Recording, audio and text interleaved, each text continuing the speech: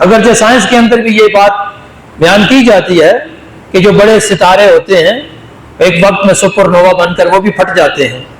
سورج کے بارے میں بھی سائنٹسٹ کہتے ہیں کہ ایک ٹائم آئے گا، البتہ بڑے عرصے بعد، وہ سائنس کا حساب تو طویل ہے، کہتے ہیں 5 ارب سال بعد یہ ریڈ جائنٹ ستارہ بن جائے گا، پھر آہستہ آہستہ ٹھنڈا ہو جائے گا، اس کی گرمی ختم ہو جائے گی، اس کی روشنی حرارت ختم ہو جائے گی، بالکل ٹھنڈا ہو جائے گا.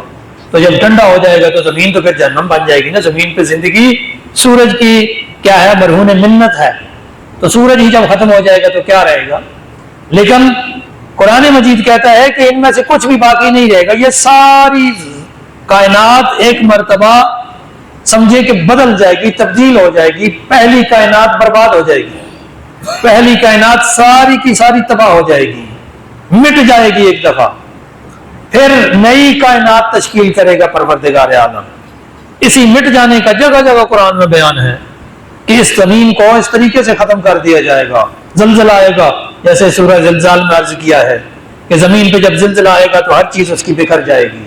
پہاڑوں کا یہاں پر بیان ہے کہ جب قیامت والا دن آئے گا تو اس دن پہاڑوں کی حالت کیا ہو جائے گی، روئی کی طرح دھنکے ہوئے نظر آئیں گے، اڑتے ہوئے نظر آئیں گے.